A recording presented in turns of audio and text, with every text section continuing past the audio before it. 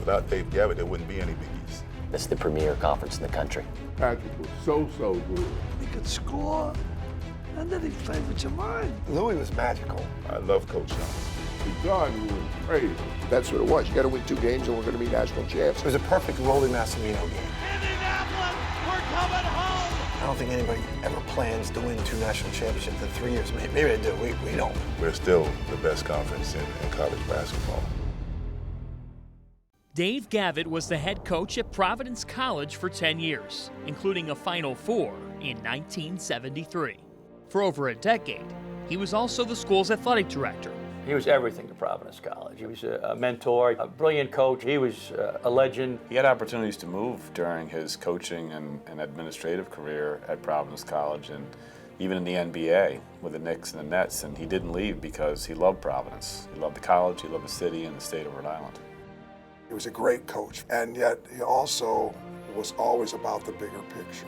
He had this idea in his head, I think, years before he actually acted upon it. In 1979, Gavitt's dream came true, the creation of the Big East Conference. Dave Gavitt was brilliant.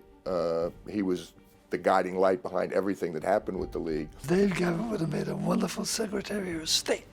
Dave Gavitt was the mastermind, the visionary, and even after he got it started, he was the CEO that kept it going. I worked for Rolly Massimino. He had so much respect for Dave Gavitt. He respected his basketball knowledge. He respected his toughness. And most of all, I think he respected his loyalty. He had the ability to get diverse personalities, have them blend together, great foresight. It was really his baby. He took great pride in building it up. But bringing all those personalities together wasn't easy. In the beginning, there was a little taste of suspicion. Why do I want to be there with Rolly or Boeheim?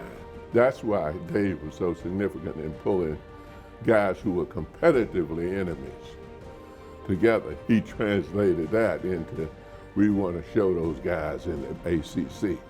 We want to show those guys in the Big Ten. Dave, by putting that together, gave us a group that had influence on the national picture. Without Dave Gavitt, there wouldn't be any Big East. The Big East Conference has definitely had a huge impact on the landscape of college basketball. We were the best conference in the country. We're still the best conference in college basketball. Though he died in 2011, Dave Gavitt's impact on the Big East Conference and all those who knew him will live on forever. First and foremost, he was an incredible father. People still tell me what a huge influence he was on their lives, how supportive he was at different times of need in their lives and careers, and people will never forget that.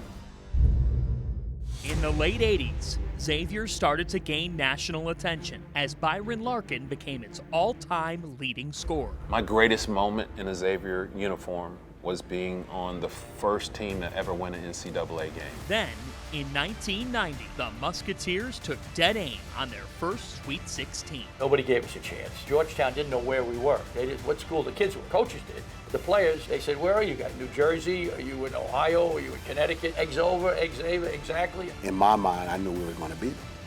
I just knew we were going to beat them. I wasn't going to, let us lose. We're up 16 at the half, and we played great. Then I started coaching. We wound up winning by 3 or 4. For us to upset them in Indianapolis was, mind-boggling. Over the next 3 decades, Xavier soared to greater heights than ever before, with 3 trips to the Elite Eight. In 2013, they joined the Big East.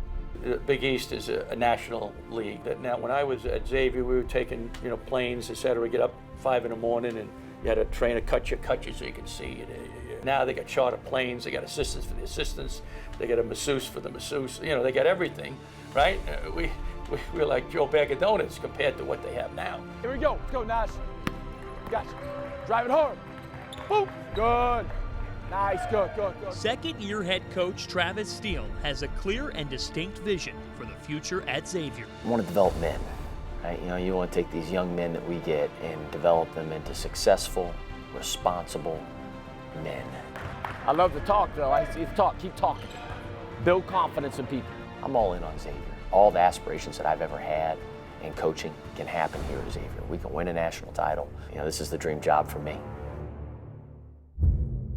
I knew it was the start of something special when I got hired as the director of basketball operations in 2000. I mean, it was already started. The train was already moving full steam ahead. That foundation was laid by Barry Collier. Longtime athletic director and former head coach Barry Collier was the chief architect of the Butler Way. Brad Stevens took his blueprints and in 2010 and 11 built the Bulldogs into back-to-back national title game finalists. I think the only time I didn't sleep in my head coaching career was the night before the Kansas State game in the Elite Eight. The levity of it all had hit. Like, we have a chance to go to the Final Four, and oh, by the way, it's 6 miles from our campus. Indianapolis, we're coming home. Butler is in the Final Four. The Michigan State game was a battle, you know, grind it, like both teams went to the dentist type of game. Believe it, the Butler Bulldogs have won 25 straight, and they will play for the national championship. We didn't really run away from the magnitude of that situation, but we also believed that if we focused on the next game, we could win it. We were down 5 or 6 with 3 minutes to go, and we just stayed the course and chipped away and believed in ourselves and gave ourselves a chance to win. Hayward dribbles right side off the Howard screen, half-court shot is good. Came up a little bit short, but I've never regretted 1 minute of that game. A year later, expectations were higher than ever before. Started off 14-9, but then one of our little guards, Zach Hahn, said, might as well win the rest of them. Kind of a Hoosiers-esque quote. And man, we almost did.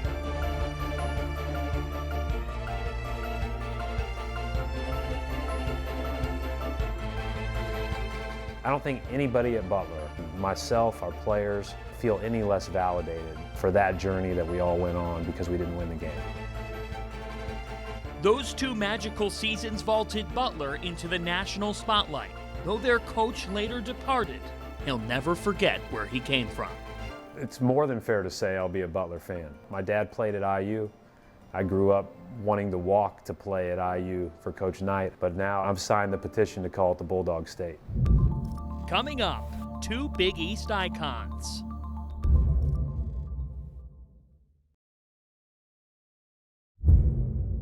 My dad wanted me to be a doctor. I didn't want to be a doctor. Pop, I don't want to be a doctor. What do you mean you don't want to be a doctor? What do you want to do? Coach, coach, what's that? He looked at me.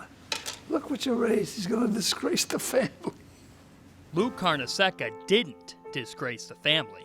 Instead, he became the greatest coach in the history of St. John's University. When you coach, there's always some trepidation, you know, and you always got to win. You got to win.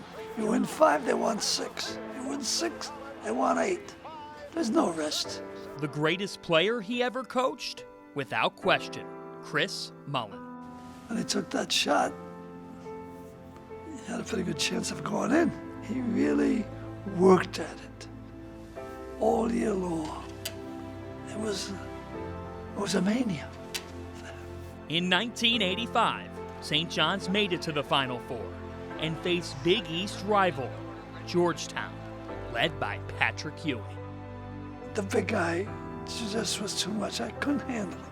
I mean, not only was he a force defensively, he blocked everything in the middle, but he could score. And then he played with your mind because you were worried about him. Louis, as he was fondly called, became known for his game attire. Yet, it wasn't by design. A women's Italian national coach came over, and we exchanged gifts, and he gave me 2 sweaters. So I took the sweater, looked at it, whoosh, put him in a closet. One night, though, Mary, his wife, made him take it to a game. So I'm in the dressing room putting it on. All the guys said, look, how'd you get that? Right? Okay, lo and behold, Chris Mullin hits a jump shot at the buzzer. I had to wear it. Lou Carnesecca was inducted into the Naismith Hall of Fame in 1992. But please don't call him a legend. Legends are dead. I am what I am. What you see is what you get. You know, I'll never make it to Hollywood, but I'm happy. Because I'll be honest, If I hadn't, I wouldn't be here talking to you now. I'd be back in the east side cutting salami. John Thompson knew how to seize the moment, even before a game between the top two teams in the country, Georgetown and St. John's, led by Louis Carnesecca. Every time I look at television, it had this sweater and Louis' lucky sweater.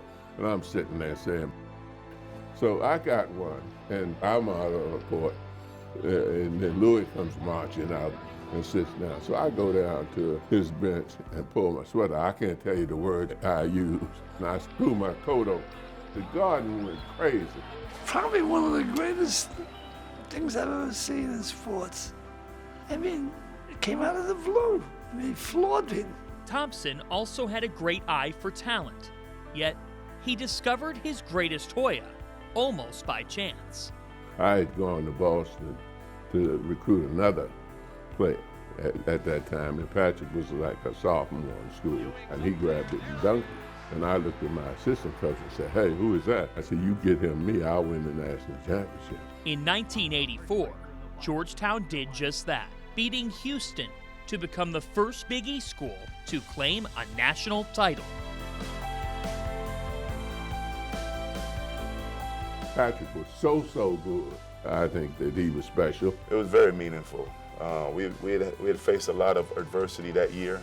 My mother had passed away, Coach Thompson's mother passed away, Ralph Dalton's mom, and David Wingate's mom. And to finally get to the pinnacle or to the mountaintop made all of us feel that somebody was shining or looking down on us. John Thompson had a monumental impact on countless young men, but to his greatest star, his legacy is simple. He's the best. He's the best to ever done it. He was a tough son of a blank. I don't think anyone can ever fill his shoes. He's been a father figure, and now he's a friend. I love Coach Thompson. Coming up, the three-time national champions.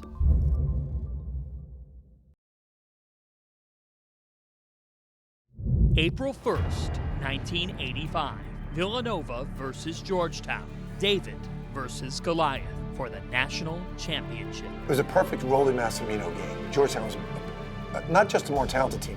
They had a better season. They played consistently all year. It was just that game. Georgetown played a great game, but they played against a team that played the perfect game.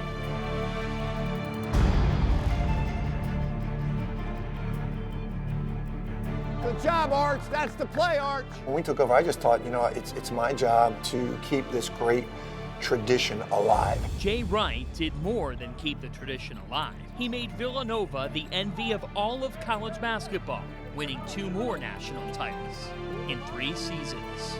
The strength of that 16 team was they were a solely committed to each other team.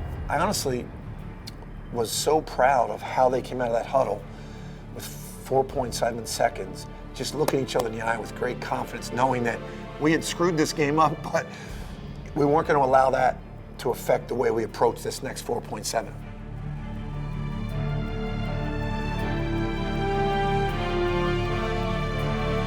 It was never our goal to win a national championship. It was our goal to build these young guys into men that could go into the real world and handle situations. And I knew they were there. As soon as it goes in, you're like, wow, like, you know, how lucky are we that was God's plan. Just 2 years later, the Wildcats did it again. That was a really dominant team. That was really one of the best offensive teams in NCAA history.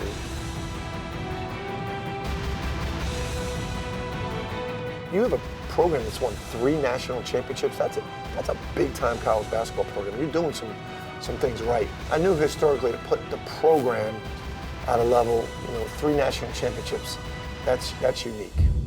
When Greg McDermott became Creighton's head coach in 2010, he was joined by his son, Doug, but he set parameters. When you're between the 4 lines, you have to treat me as your coach, not as your father.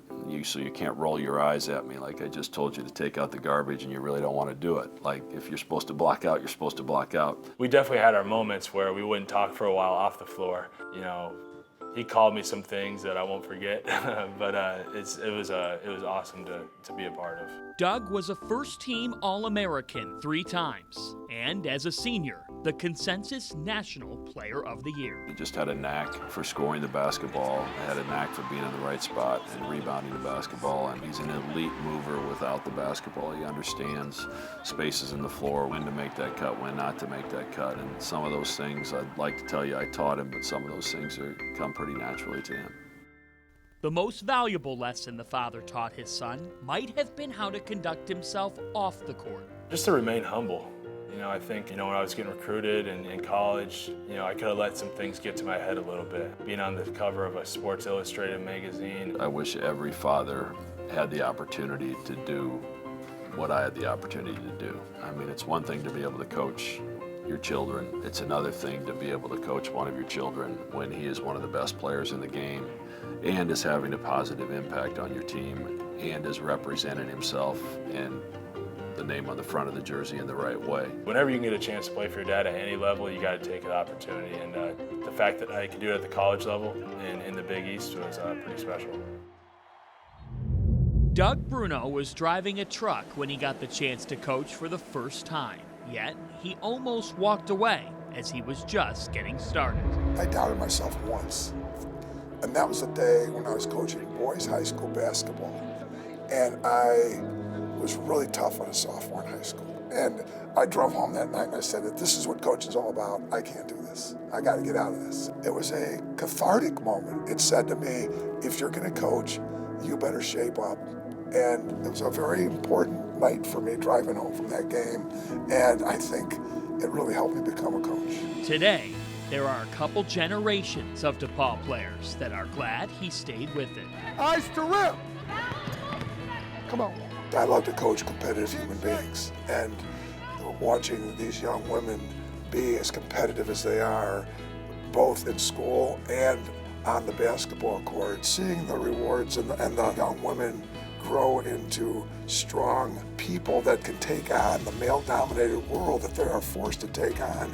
It's a joy to watch the graduates of this program go out into that world and go toe-to-toe with the guys that still don't really realize it but are trying to dominate this world. Though Doug Bruno may be in the autumn of his career, he still sounds as hungry as ever.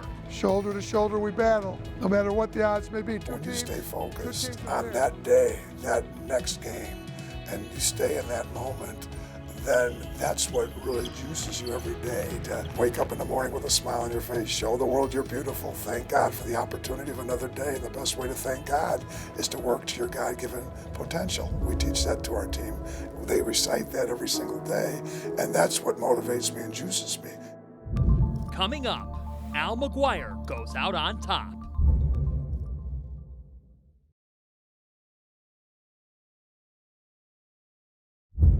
In December of '76, Marquette head coach Al McGuire told his players he'd retire at the end of the season. But the team struggled down the stretch. We lost the last 3 home games at the Milwaukee Arena. Coach's last games at Marquette. And the senior night, we lost. And people booed us in the arena. People threw beer on us, we were leaving, threw coins at us, and Coach McGuire, he couldn't come out to do his interviews for 30 minutes. He was crying in the back. Galvanized, Marquette went on a run to the Final Four, where they faced UNC Charlotte. We're down to the last few seconds of the game, and it's a full-length court pass from Butch Lee to Jerome Whitehead. And it sailed over my head. Jay grabs it, tips it in, no time left. It falls through, we go crazy, we win the game. Marquette needed one more win for the national title.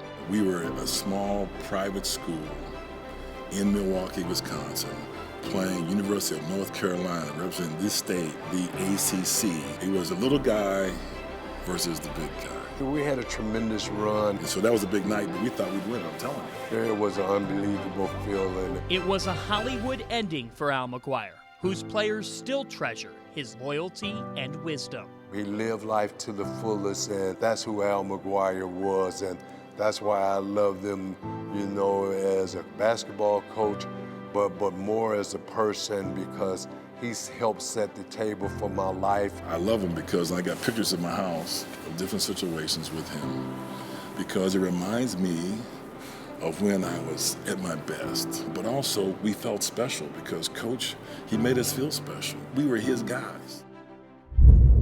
In 1982, P.J. Carlesimo became head coach at Seton Hall. By '88, the Pirates had made their first NCAA tournament. Then, in '89, the Hall would advance to the Final Four. Getting to the Final Four was spectacular, but then you start saying, hey, we're 2 games away. I mean, that's what it was. You got to win 2 games and we're going to be national champs. At the Kingdome in Seattle, Seton Hall fell behind Duke by 18, but stormed back to win. They then faced Michigan for the national title. We felt that, somehow, some way, we were going to find a way to win it. Seton Hall had the ball with a 1-point lead in the last half minute of overtime. If this shot goes in, we're in really good shape. We're going to win this thing. And the shot misses, and now it all happened so quickly. Michigan's Ramil Robinson had the ball, guarded by Gerald Green. Ramil comes across half court, and Gerald goes to pick him up, and there's a little bit of contact. But, there's contact that, in truth, probably wouldn't have been called early in a game. Like in the first half, it probably wouldn't have been called. Would never be called at the end of a game, particularly at the end of a national championship game. Let them play and see what's going to happen. As upset as I am, and I remember seeing the picture, I think I kind of grabbed my head, but it's like, okay, he's got to make 2. Robinson did make both free throws. Seton Hall's last-ditch effort came up empty, their season coming to a painful end. We told the players, first of all, they had nothing to be ashamed of. They had played unbelievably well. They had probably the best year in the school's history. We thought it was important that we took the high road and say the right things, and that's what they all did. It's the biggest game we've all ever been involved in, biggest game of their lives. They handled it well. They did the right thing, which was great.